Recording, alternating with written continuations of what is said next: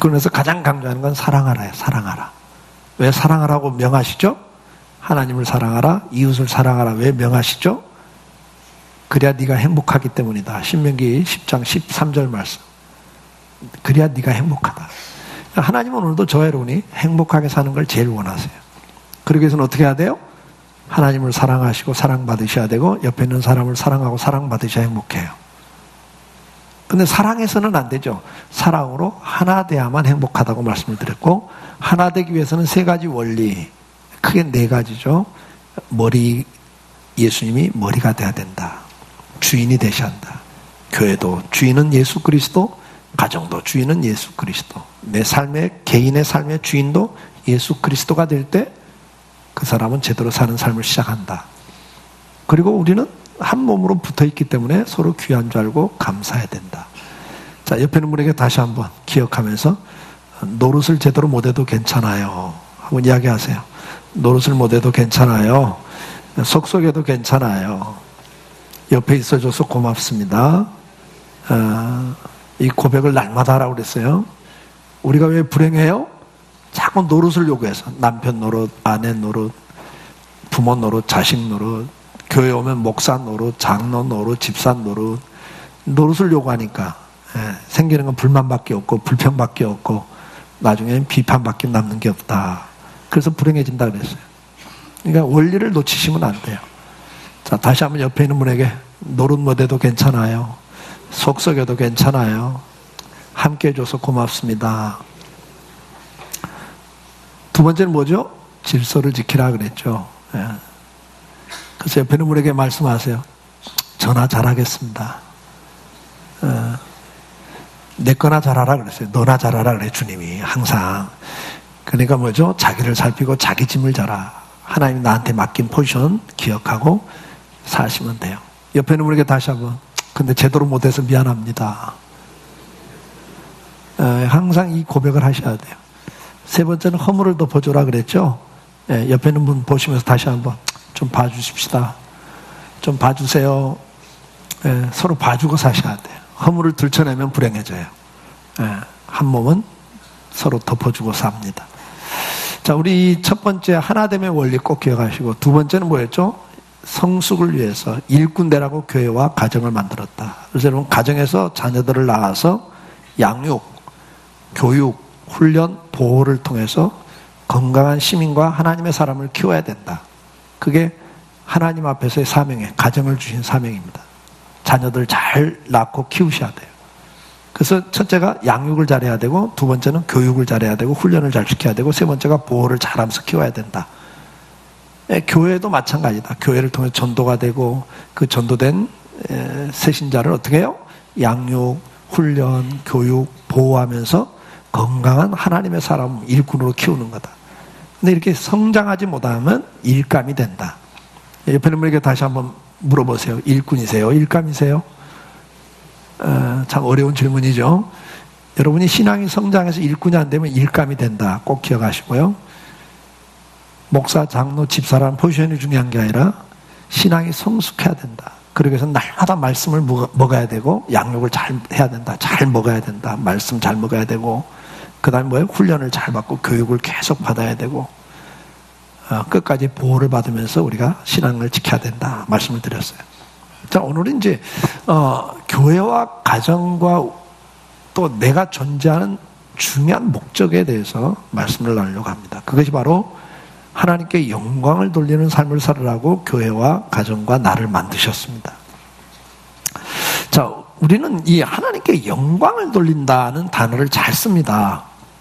여러분이 뭐 영광 돌린다, 우리가 존재하는 이유가 뭡니까? 하나님을 기뻐하고 즐거워하고 하나님께 영광을 돌리는 삶을 살기 위해서 우리가 존재한다, 이렇게 알고 있잖아요. 그럼 그 영광을 돌린다는 말이 뭐냐 이거죠. 하나님께 영광 돌린다는 게 뭔가? 우리를 하나님 만드신 목적이 있습니다. 이사야 43장 7절을 보면 내 이름으로 불려지는 모든 자, 곧 내가 내 영광을 위하여 창조한 자를 오게 하라. 내가 그를 지었고 그를 내가 만들었느니라. 여기 보니까 내 이름으로 불려지는 모든 자, 하나님 백성을 말하죠. 오늘날 뭐 성도죠. 성도들은 어떤 사람입니까? 하나님이 말씀해 내가 내 영광을 위해서 만든 사람들이다. 그렇게 말씀을 해요. 그러니까 저와 여러분을 만든 목적, 이 땅에 오늘도 살게 하는 목적이 있다 그 말이죠. 그게 뭐죠? 하나님의 영광을 위하여 그렇게 말합니다. 이사야 60장 21절에 내 백성이 다 의롭게 되어 영원히 땅을 차지하리니 그들은 내가 심은 가지요 내가 손으로 만든 것으로서 나의 영광을 나타낼 것인즉. 하나님께 구원받은 백성들, 영원한 생명을 얻은 백성들의 그 목적이 뭔가? 하나님 우리를 영원한 생명을 주신 목적이 뭐라고요? 하나님의 영광을 나타내기 위함이다. 그렇게 말씀을 합니다. 고린도전서 6장 20절을 보면 값으로 산 것이 되었으니 그런즉 너희 몸으로 하나님께 영광을 돌리라 그래요. 하나님이 예수님께서 값으로 우리를 십자가의 죽으심으로 피에 그 보혈로 값을 주고 우리를 사셨다. 그러니까 이제 너희는 어떻게 해라? 하나님께 영광 돌리는 자의 삶을 살아라 그래요. 에베소 1장 6절에 이는 그가 사랑하시는 자 안에서 우리에게 거저 주시는 바 그 은혜의 영광을 찬송하게 하려는 것이라. 우리를 구원하신 목적이 뭐냐니까 우리에게 베푸신 그 은혜를 찬송하기 위해서, 하나님의 영광을 찬송하기 위해서 우리를 구원하셨다 이렇게 말씀을 합니다. 그러면 우리가 하나님께 영광을 돌린다는 말은 하나님을 드러낸다는 말이에요. 하나님을 드러내는 걸 말해요. 그럼 우리가 어떻게 하나님을 드러냅니까? 이사야 42장 6절에 나 여호와가 의로 너를 불렀은즉 내가 너의 손을 잡아 너를 보호하며 너를 세워 백성의 언약과 이방의 빛이 되게 하리니 그래요. 하나님께서 여러분들을 붙잡아 주겠대요. 여러분을 지켜주겠대요. 여러분과 함께 하시겠대요. 그걸 통해서 뭐예요? 이방 사람들에게, 하나님을 모르는 사람들에게 하나님을 보여주는 빛의 역할을 하게 하겠대요. 이사야 49장 6절에 그가 이르시되 내가 나의 종이 되어 야곱의 지파들을 일으키며 이스라엘 중에 보존된 자들을 돌아오게 할 것은 매우 쉬우니라. 내가 또 너를 이방의 빛으로 삼아 나의 구원을 베풀어서 땅 끝까지 이르게 하리라. 그러니까 구약의 이스라엘 백성들을 택한 이유가 뭐죠? 그들을 통해서 하나님을 모르는 모든 백성들에게 하나님을 보여주는 빛으로 삼겠다. 마태복음 5장 16절에는 주님이 산상보훈에서 제자들에게 뭐라고 말씀합니까? 이같이 너희 빛을 사람 앞에 비치게 하여 그들로 너희 착한 행실을 보고 하늘에 계신 너희 아버지께 영광을 돌리게 하라. 그러니까 우리의 어떤 착한 행실을 통해서 하나님이 드러나는 거예요. 그걸 뭐라고 그래요? 빛이라고 그래요. 빛이. 그러니까 우리가 빛이 된다는 건 뭐죠? 하나님을 드러내 보여주는 거예요. 여러분들이 정치계를 나가든 문화, 예술, 스포츠, 경제계 어느 분야를 나가든 간에 그 삶 속에서 우리는 하나님을 드러내는 거예요. 그걸 뭐라고 그래요? 하나님께 영광을 돌리는 삶을 산다 이렇게 표현하는 거죠. 그 하나님을 드러내는 걸 우리는 뭐라고 그래요? 복음 전파라. 하나님을 전하는 것을 복음 전파라 그래요. 그걸 위해서 저와 여러분이 존재하고 교회가 존재하는 거죠. 그러면 하나님이 어떻게 우리가 하나님을 드러내는가 그 말이에요. 신명기 26장 19절 그런즉 여호와께서 너를 그 지으신 모든 민족 위에 뛰어나게 하사 그래요. 하나님이 너를 모든 민족 위에 뛰어나게 하셔서 찬송과 명예와 영광을 삼으시겠다. 하나님이 우리를 통해서 하나님이 드러나는 방법이 뭐예요? 우리 능력 이상의 삶을 살게 하시겠다는 거예요. 다시 말해서 우리 삶의 영역 속에 오늘도 살아계신 하나님이 드러나도록 역사해 주겠다는 거죠. 대표적인 게 아브라함의 이야기부터 이런 이야기들을 쭉 합니다. 아브라함의 이야기, 이삭의 이야기, 야곱의 이야기, 요셉의 이야기 할 것 없죠. 다니엘의 이야기 등 성경에 나오는 모든 사람들의 이야기, 다윗 왕의 이야기, 모세, 여호수아 할 것 없죠. 사도들의 이야기도 다 뭐예요? 사도행전 이야기도 오늘도 살아계신 하나님이 어떻게 역사하고 계신가를 실제로 보여주는 거죠. 그걸 통해서 사람들, 주변 사람들이 야, 너희 가운데 하나님이 계시는구나. 하나님을 드러내는 방법이죠. 창세기 12장 5절 6절에 보면 아브라함이 갈대아 우르를 떠나서 가나안 땅에 들어옵니다. 자, 하나님께서 이게 불러낸 거예요. 갈대아우로 불러내서 가나안 땅에다 넣은 것이 이스라엘, 하나님의 교회죠. 이스라엘이죠. 그러면 아브라함을 가나안 땅에다 데려다 놓은 목적이 뭐예요? 너로 모든 민족들이 복을 받게 해주겠다, 이렇게 말했단 말이죠. 여러분, 아브라함을 통해서 모든 민족이 복을 받는 게 뭐예요? 축복의 통로가 되게 하겠다, 그 말이거든요. 그럼 아브라함이 물질의 복을 받아서 구제 사업하면서 그 물질의 복을 나눠줌으로써 하나님을 드러내는 게 사명입니까? 뭐 그럴 수도 있겠지만 아니죠. 제일 중요한 건 뭐예요? 아브라함을 통해서 오늘도 살아계신 하나님이 어떤 분인가를 보여주겠다는 거죠. 그 이야기를 성경은 하는 거예요. 그래서 창세기 12장부터 아브라함을 불러내다가 가나안 땅에 들어갔습니다. 들어갔는데 6절에 들어갔다고 그랬어요. 그러면서 가나안 사람이 그 땅에 거주하였더라, 6절에 그렇게 나와요. 그러고 난 다음에 10절에 바로 10절에 무슨 이야기가 시작됩니까? 그 땅에 기근이 들었다 그래요. 그러니까 아브라함은 이방 사람입니다. 이 가나안 부족 국가들이 쭉 있는데 거기에 외국인으로 지금 들어온 거예요. 그래, 기득권이 하나도 없는 사람이에요. 이 기근을 당하니까 그 부족 국가들이니까 다 집안들이니까 서로 도움을 주고받으면서 이 사람들은 버텨요, 기근을. 근데 아브라함은 누구도 도와주고 도움을 받을 사람이 없어. 외국인이란 말이에요. 그러니까 아브라함은 더 이상 버틸 재간이 없으니까 어떻게 해요? 피난을 가요, 애굽으로. 예. 그래서 결국은 그 다음에 무슨 말씀을 합니까? 애굽으로 피난을 가는데, 여러분 피난을 갈 때 한번 생각을 해보세요. 지금 기근이 들어가고 민심이 흉흉해. 사람들이 살벌해져요. 왜? 지금 막 죽게 생겼으니까.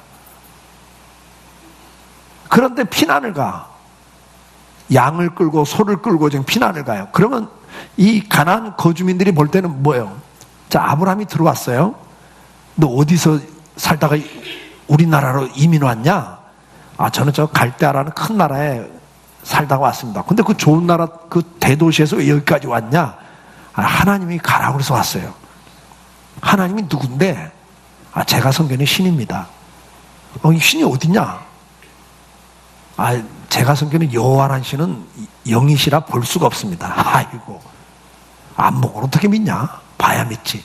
자, 봐라, 우리는 이런 신들을 다 섬기고 있다는데 신상을 만들고 섬긴단 말이야, 다. 근데 아브라함은 신이 있다는데 상이 없어. 여호와는 영이시니 신령과 진정으로 예배할지는 영이시라 그래요. 회전하는 그림자가 없다 그래요. 왜? 실체, 눈에 보이는 존재가 아니기 때문에. 근데 사람들은 믿을 수가 없죠. 오늘날도 똑같은 이야기. 봤냐? 천국 봤고 지옥 봤냐? 하나님 봤어? 야, 안 보고 어떻게 믿어? 옛날에 지금이나 다를 게 뭐 있어요? 똑같은 이야기를 하죠. 그러니까 가나안 사람들이 똑같은 이야기예요. 야, 네 하나님 어떻게 믿냐? 안 보이는데. 우리 신은 다 보여. 그러면서 이 이야기가 시작되는 거예요. 기근을 당했어요. 아이고, 야, 하나님 계신데 왜 못 사냐? 왜 피난 가냐? 하나님 뭐하고 계시냐? 왜 안 도와주냐? 그리고 이제 피난을 가는 걸 보면서 뭐예요? 저건 10중 8구 이제 죽는 거예요, 가다가. 왜? 뭐 강도 만나죠. 아브라함이 두려워했어요. 아내가 미인이라 이 아내를 빼앗겨서 자기를 죽이면 어떡할까? 그 정도 치안이 부재한 시대란 말이에요. 예? 얼굴 예쁜 여자 뺏기 위해서 자기 죽일까 싶어가지고 누이 동생이라 하자. 이러고 지금 가는 중이 아닙니까? 그러니까 그 정도 지금 불안한 거예요, 그 길이. 그러면 사람들이 다 볼 때 저 사람 가면 이제 10중 8구 강도 만나 죽어. 그 소, 양 다 뺏기고 이제 죽어. 이건 뭐 그냥 상상이 되는 이야기 아니에요. 근데 구사일생으로 애국까지 내려갔어요. 이 사람들은 가나안 사람들이 잊어버렸죠. 들어왔던 나그네 하나가 떠났으니까 잊어버렸어요. 근데 여러분 보세요. 성경은 무슨 이야기를 해요? 애굽에 내려갔더니 애굽 왕이 이 사라가 미인 소문을 듣고 누구냐 그러니까 누이 동생이라고 그러니까 아, 그러면 내 후궁으로 들여보내라. 그때 제국이, 이집트 제국의 왕이 자기 후궁으로 드리겠다면서 엄청난 금은보화를 줬다고 성경 기록해요.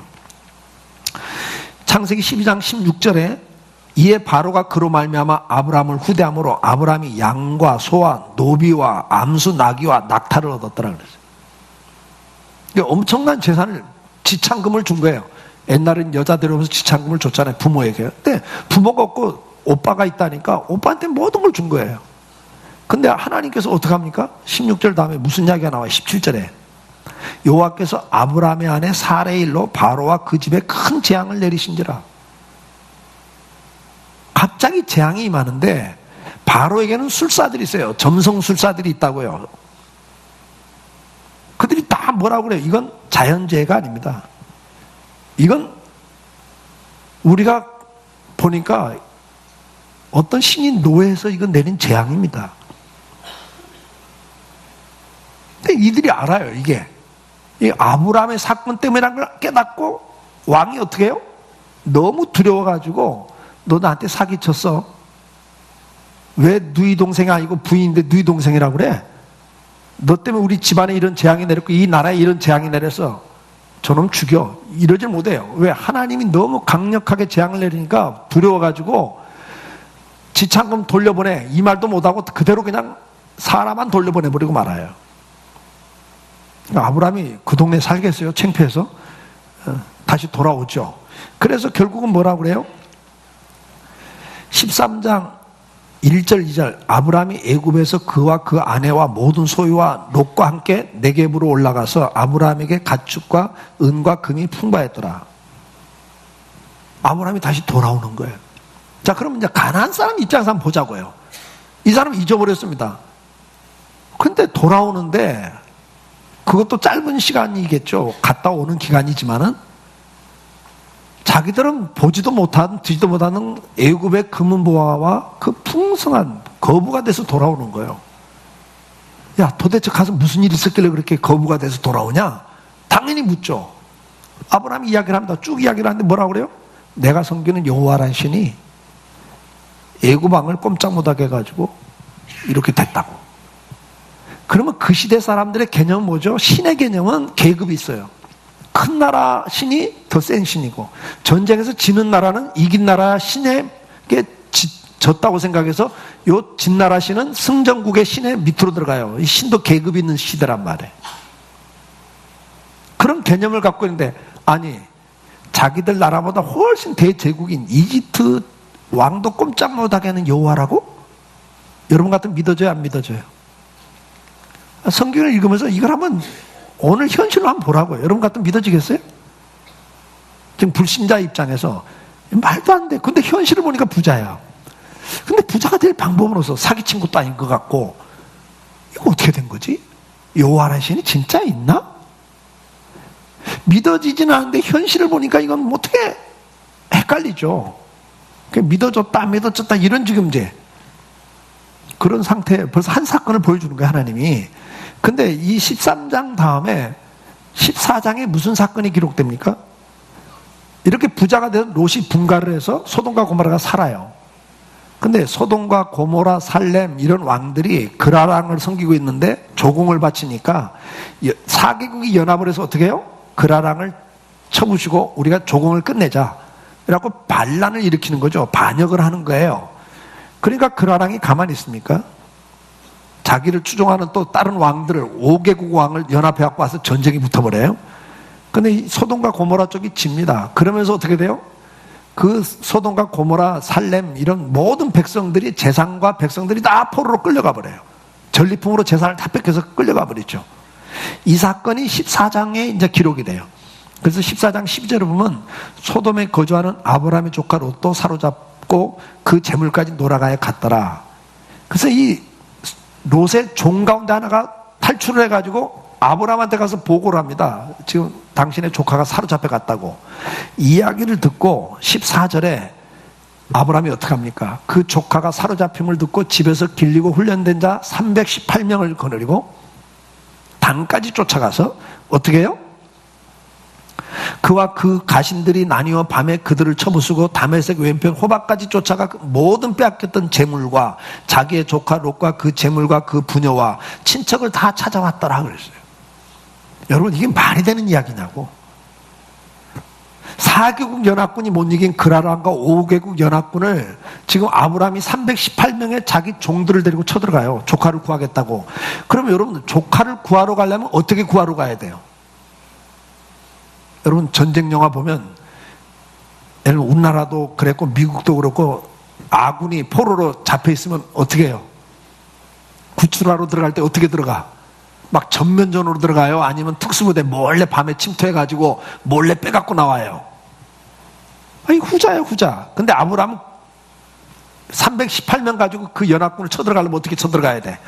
쳐들어가는 게 아니라 몰래 침투해가지고 조카 가족만 재산이고 뭐고 다 포기하고 가족만 싹 빼갖고 와야 돼요.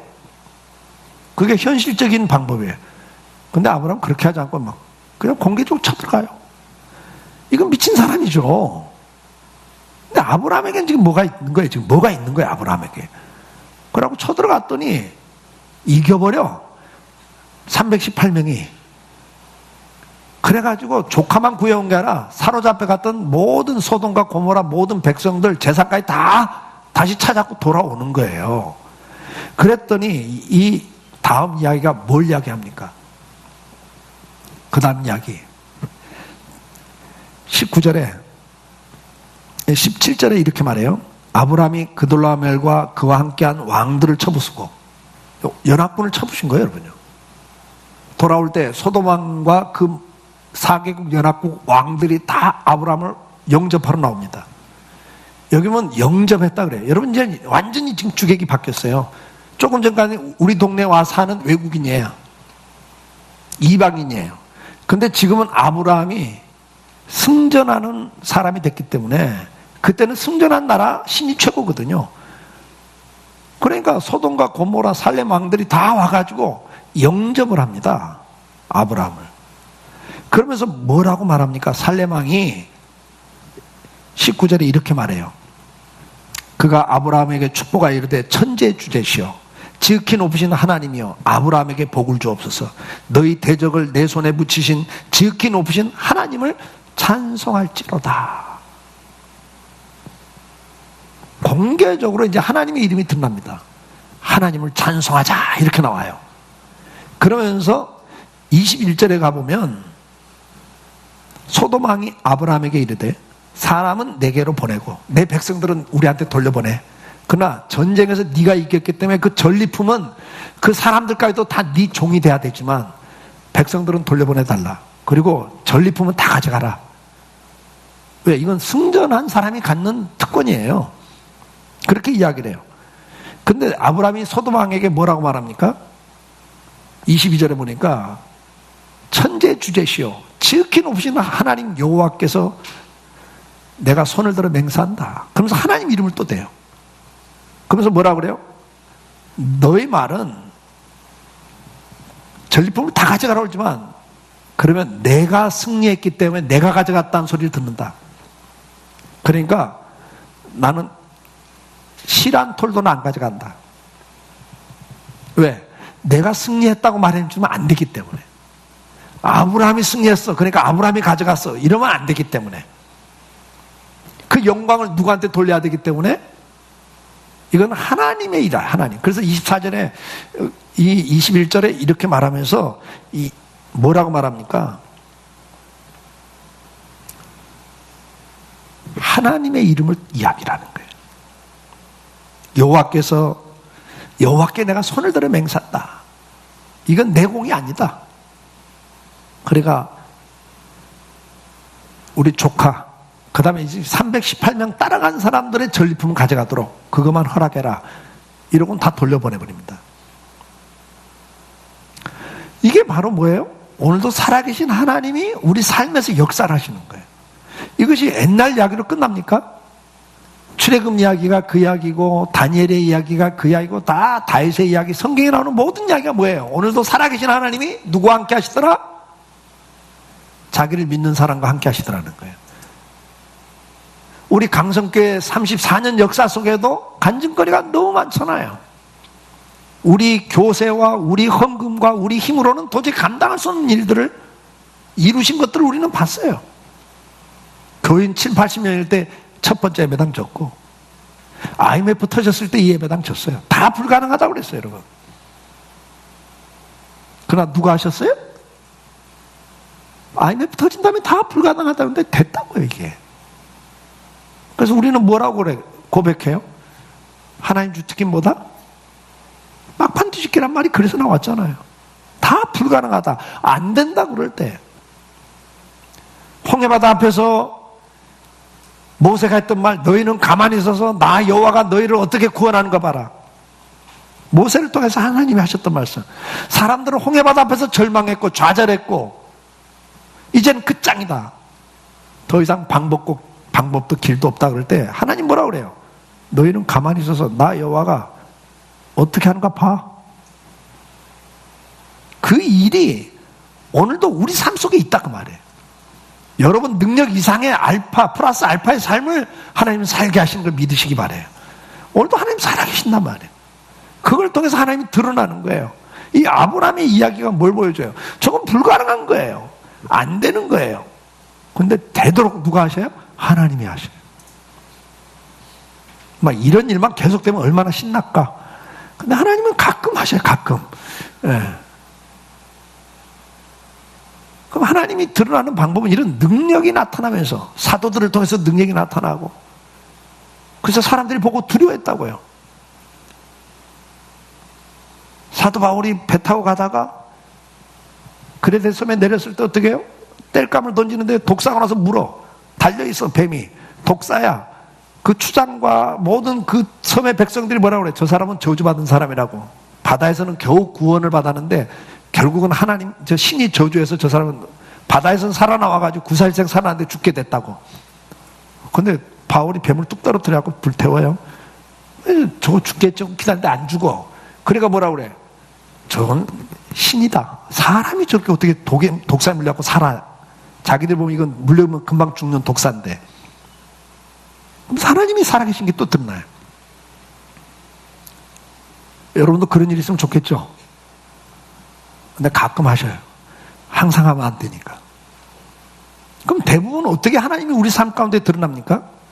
고린도전서 10장 31절 그런즉 너희가 먹든지 마시든지 무엇을 하든지 다 하나님의 영광을 위하여 하라 그랬어요. 우리가 먹고 사는 일들, 삶을 살아가는 모든 삶의 영역 속에서 하나님이 드러나시는 거예요. 베드로전서 4장 11절 만일 누가 말하려면 하나님의 말씀을 하는 것 같이 하고 누가 봉사하려면 하나님이 공급하시는 힘으로 하는 것 같이 하라. 이는 범사에 예수 그리스도로 말미암아 하나님이 영광을 받으시게 하려 함이니 그래요. 무슨 이야기입니까? 우리가 봉사할 때도 헌신할 때도 다 누구 이름으로? 내가 잘나서 내가 성공해서 지금 이렇게 하는 거 아니라 그 말.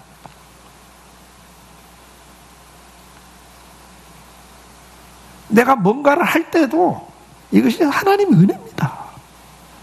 하나님을 드러내는 거예요. 근데 하나님을 드러내지 않고 자기를 드러내.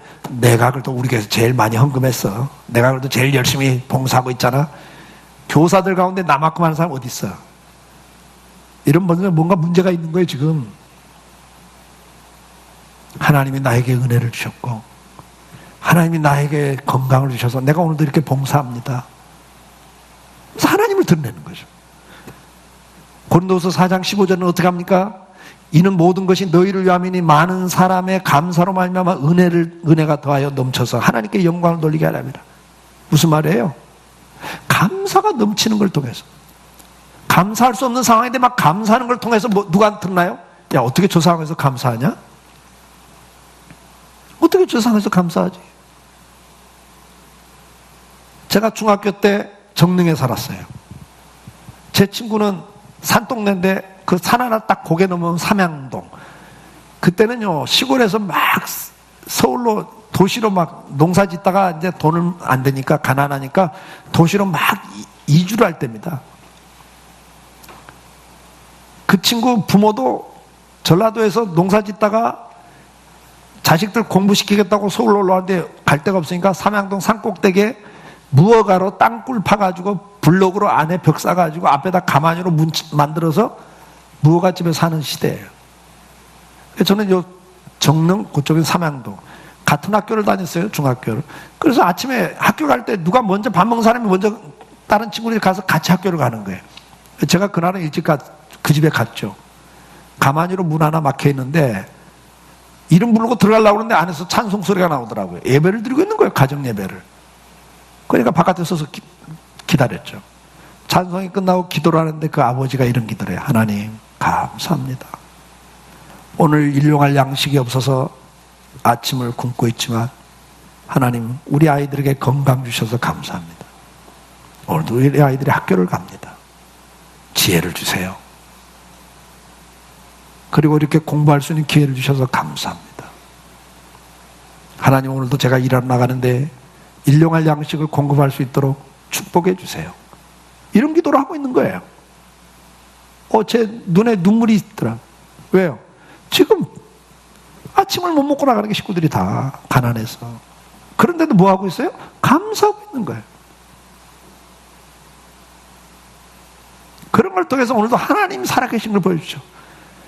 그런 상황이라면 무능한 남편이라고, 무능한 아버지라고, 원망하고, 불만을 토하고, 그래서 뛰쳐나가고, 그럴 수 있는 상황입니다. 여러분, 그 시대에 그 산동네에 살던 애들 가운데 소년원에 간 애들이 수없이 많아요. 그런 불우한 환경 때문에. 어릴 때부터 화투하고, 어릴 때부터 싸우고, 저는 그걸 보고 자랐습니다, 여러분. 그런데 보세요.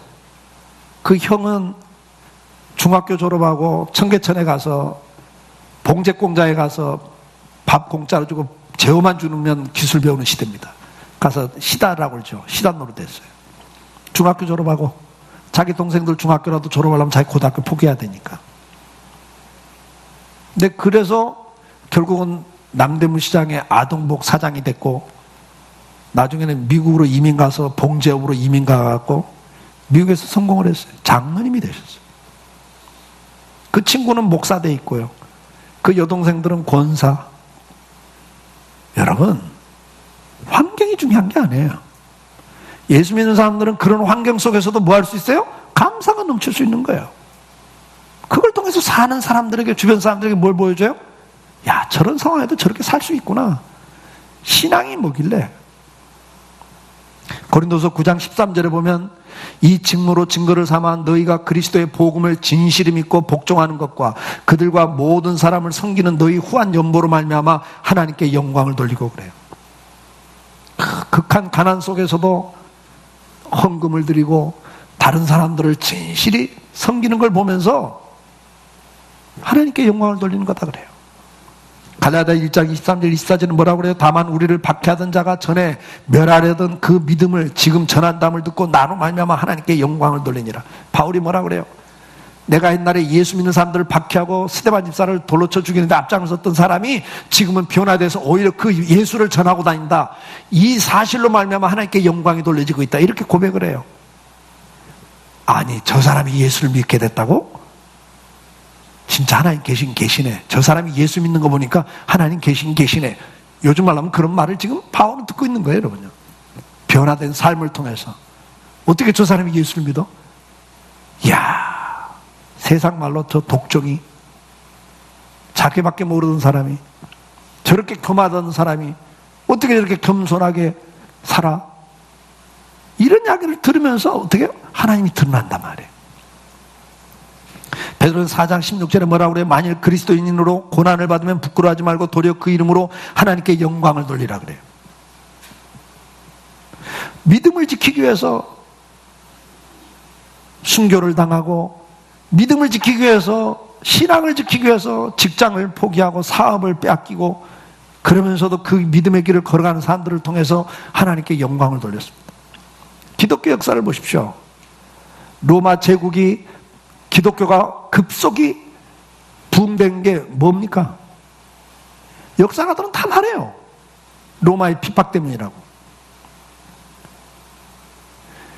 원형 경기장에다가 기독교를 잡아다가 어떻게 했습니까? 사자에게 쌍을 붙이고 검투사들에게 죽임을 당하게 했습니다, 여러분.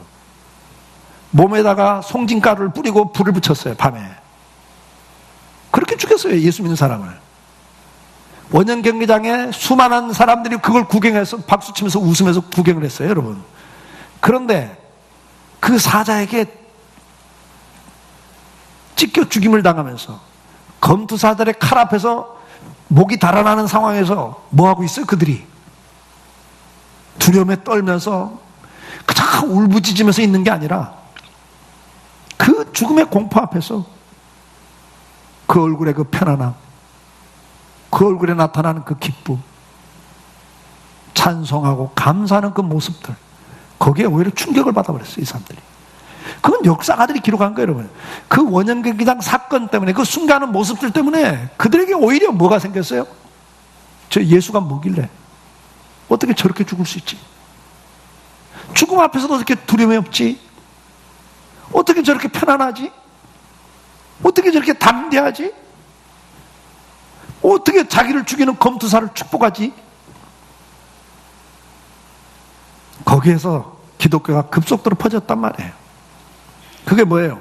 고난을 통해서 오히려 하나님께 영광 돌리는 모습들을 보여줄 수 있는 겁니다. 요한복음 21장 19절에 뭐라고 말합니까? 이 말씀을 하시면 베드로가 어떠한 죽음으로 하나님께 영광을 돌릴 것을 가리키심이라. 여러분, 죽음조차도 하나님께 영광을 돌리는 거예요. 죽음조차도.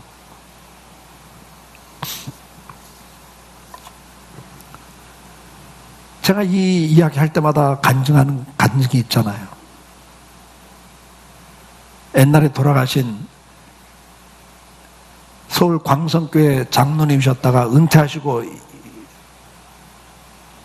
소형 아파트 집사니까 부평으로 이사 오셔가지고 저희 교회에 출석하셨던 한 장로님이 건강하시던 분이 어느 날 어깨가 너무 아프니까 병원 갔더니, 지금 세림병원이죠. 거기 갔더니 골수암 말기라는 진단을 받고 그대로 입원하셨어요.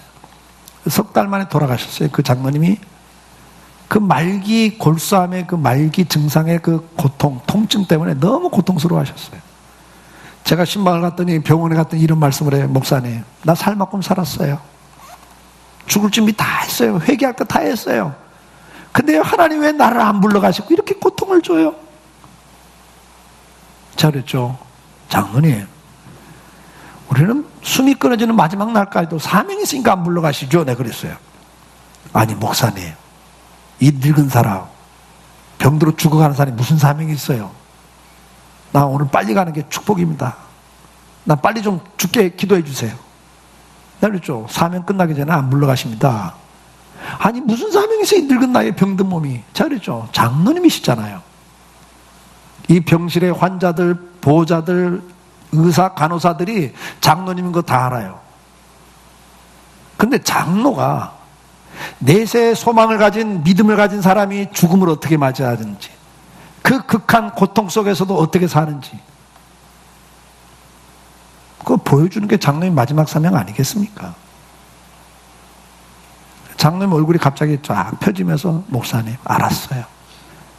찬송을 하니까 한 손에 링거가 꽂아져 있으니까 한 손으로 벽에다 치면서 박수를 치면서 찬송을 하셨어요. 그래, 넷의 소망을 가진 사람이 마지막 그 극한 고통 속에서도 죽음을 어떻게 맞이하는지 그거 보여준 게 내 사명이구나. 그 장로님이 하루는 권사님한테 이랬어요. 형 권사, 그동안 고마웠어요. 나 만나서 고생 많이 했는데 고마웠어.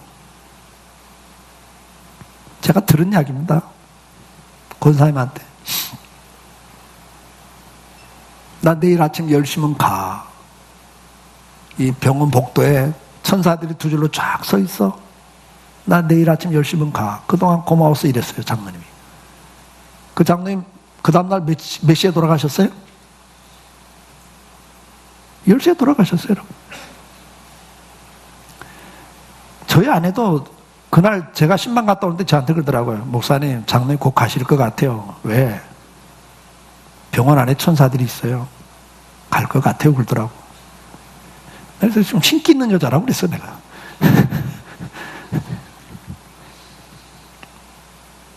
우리 아내가 좀 그런 건 있는 것 같아.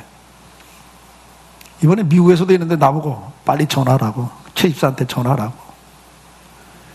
국제전화해가지고 의식이 없다 해도, 의식이 없어도요, 그 영혼은 깨어있거든요. 다 듣고 있습니다, 여러분.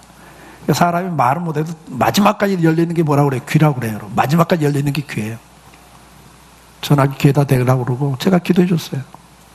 집사님 고마웠다. 근데 내가 옆에 있지 못해 미안해.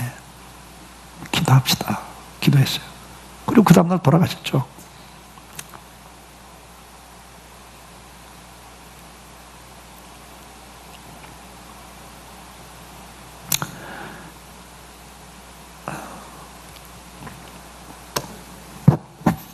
생각합니다.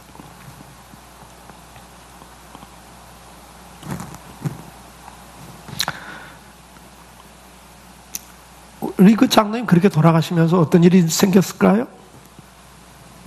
여러분, 그 병원에 우리 장로님을 치료하던 과장이 장로 아들이었습니다, 여러분. 근데 의대 가면서 예수 안 믿었어요. 근데 그 장로님 그 사건 딱 보고요. 간호사 통해서 뭐 딱 들었죠. 제가 들은 이야기입니다. 그 과장이, 아, 진짜 천국이 있구나. 진짜 천국이 있구나. 여러분, 우리는 그 마지막 죽음을 통해서도 한 영혼이 믿고 돌아온단 말이에요. 그건 우리가 들은 이야기니까 그 한 영혼이지만 그 외에 어떤 사람들이 또 믿고 돌아오는지는 우리는 알 수는 없죠. 우리는 마지막 죽음을 통해서도 하나님을 드러낼 수 있는 존재들입니다. 제가 그러잖아요. 우리 인생은 화살표 인생이라고. 화살표가 굵고 가늘고는 중요하지 않아요. 길고 짧고는 중요하지 않아요. 반듯하냐 꾸불꾸불하냐 중요하지 않아. 화살표는 방향, 목표만 정확히 가리키면 충분한 거죠. 우리는 어떤 존재입니까? 하나님을 드러내는, 우리를 통해서 하나님이 보여지는, 가르쳐지는 화살표입니다. 여러분이 인생을 100년 살았니, 30년 살았니, 길고 짧은 게 중요하지 않아요. 얼마나 성공하고 살았냐, 얼마나 성공하지 못하고 살았냐, 굵고 가는 게 중요하지 않아요. 얼마나 한 생을 평탄하게 살았냐, 얼마나 파란만장을 살았냐가 중요하지 않아요. 우리는 어떤 상황 속에서도 하나님을 드러내기만 하면 그 사람은 성공한 사람입니다. 그러나 여러분이 아무리 세상적으로 성공했어도 여러분 이름이 영광을 받고 여러분이 폼 잡고 살아버리고 하나님 이름을 드러내지 않았다면 그 사람은 주님 앞에 서는 날 부끄럽게 쓰셔야 되는 거예요. 저와 여러분이 존재하는 이유가 뭐라고요?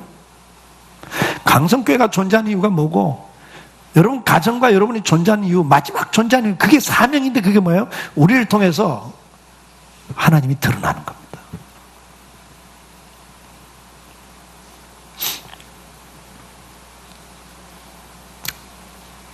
사도행전 12장 23절에 보면 불행이 뭔지 아세요? 헤롯 왕이 영광을 하나님께 돌리지 아니함으로 주의 사자가 고치니 벌레에게 먹혀 죽었다 그랬어요. 왕까지 된 사람이 결국은 어떻게 병으로 죽습니다. 왜? 영광을 가로채.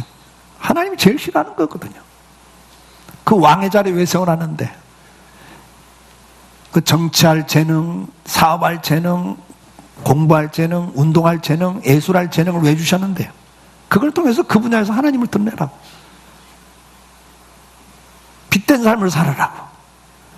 맛을 내는 소금 같은 삶을 살아라고 세운 거잖아요. 병들었다고요? 그것 때문에 하나님 영광 가린다고 생각하지 마세요. 그 질병의 고통 속에서도 감사할 수 있고 찬송할 수 있고, 절망 속에서도 소망을 갖고 사는 성도의 그 담대한 모습들, 긍정적인 모습들, 적극적인 모습들을 통해서 우리는 하나님을 증거할 수 있는 거예요. 성공해야만 하나님의 영광을 드러내는 게 아니에요. 오히려 실패했을 때, 오히려 잘 안 될 때 하나님의 영광을 더 드러낼 수 있는 찬스라는 걸 기억하시기 바랍니다. 그럼 하나님 여러분을 존귀하게 쓰셔요.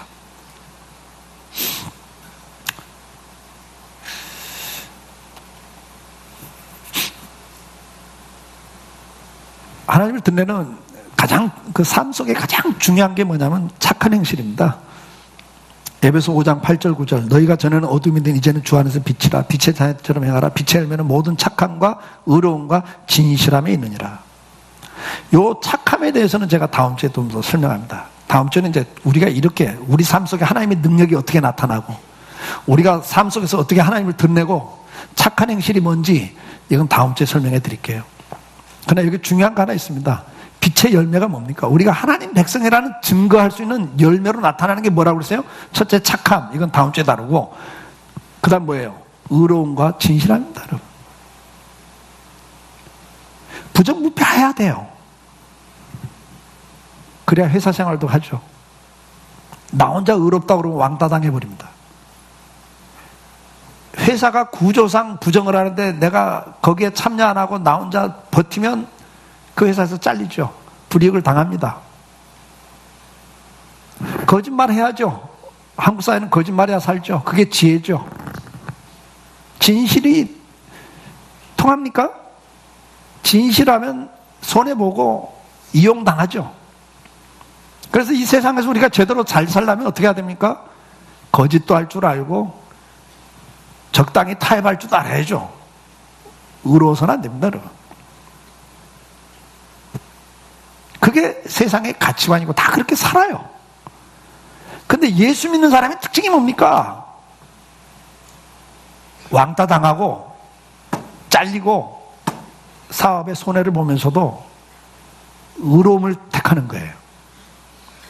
어느 때는 진실을 택하는 거예요.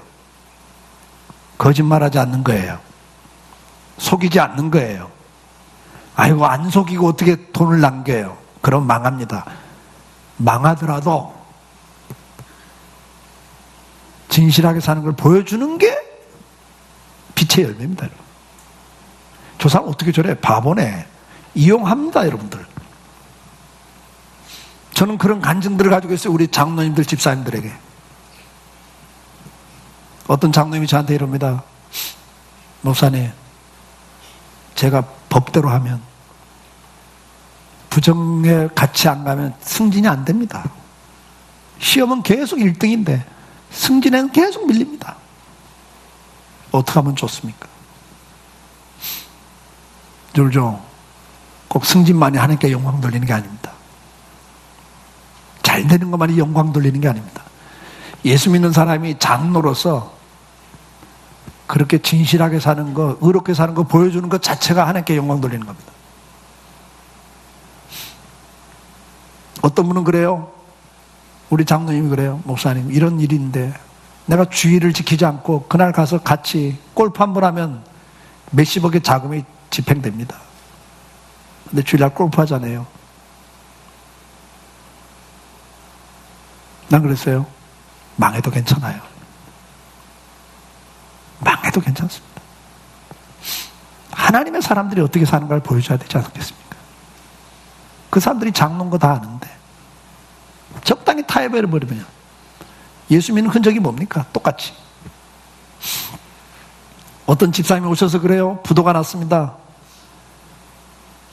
근데 양심상 내 마지막 살던 아파트까지 나한테 우리 회사에 투자했던 사람 내가 빚 얻어다 끌어다 쓴 돈 부도 내고 손을 들어야 되는데 이 마지막 아파트 그것도 내 처자식을 위해서는 하나 남겨야 될 것 같은데 양심상 괴롭네요. 그러더라고요, 저한테. 그래서 집사님, 비닐하우스 들어가세요. 그 아파트 단 주세요. 비닐하우스 들어가서 사는 게 편합니다. 그리고 그게 예수 믿는 사람의 모습입니다. 내 실속 챙기고 남의 눈에 피눈물 흘리고는 안 됩니다. 솔직히 다 이야기하세요. 이거 다라고. 그럼 난 비닐하우스로 간다고. 그러면 기독교는 요거도 먹지 않습니다. 오늘 왜 우리가 빛이 못 됩니까? 의로움과 진실함을 잃었기 때문이 아니겠습니까? 힘들지만 그 길 가는 것이 성도입니다. 그리고 그 길에 영광이 있습니다. 그리고 여러분 자녀들 하나님 축복하는 걸 믿으시기 바랍니다. 나는 그걸 믿어요. 눈물로 씨를 뿌린 자들 기쁨으로 단을 거둔 날을 분명히 줍니다. 믿고 갈 수 있길 축복해요. 이 땅에서 잘 살면 얼마나 잘 살겠습니까, 여러분? 에스더가 했던 말, 죽으라면 죽어야죠. 하나님이 죽으라면 죽어야죠. 저희 스승이었던 박윤선 박사님이 하셨던 말, 망하라면 망해야죠. 뭐 망하는 게 대수입니까? 망하라면 망해야죠. 여러분들 삶 속에서 오늘도 하나님은 영광을 받기를 원하십니다. 조금 더 의로워 봅시다. 좀 예수 믿는 사람 특징 진실해 봅시다. 아, 마지막이 너무 부담 주네. 그쵸? 그러나 우리 삶을 통해서 하나님이 드러난다는 거 기억하시면서 승리할 수 있기를 주의 이름으로 축복합니다. 기도합시다.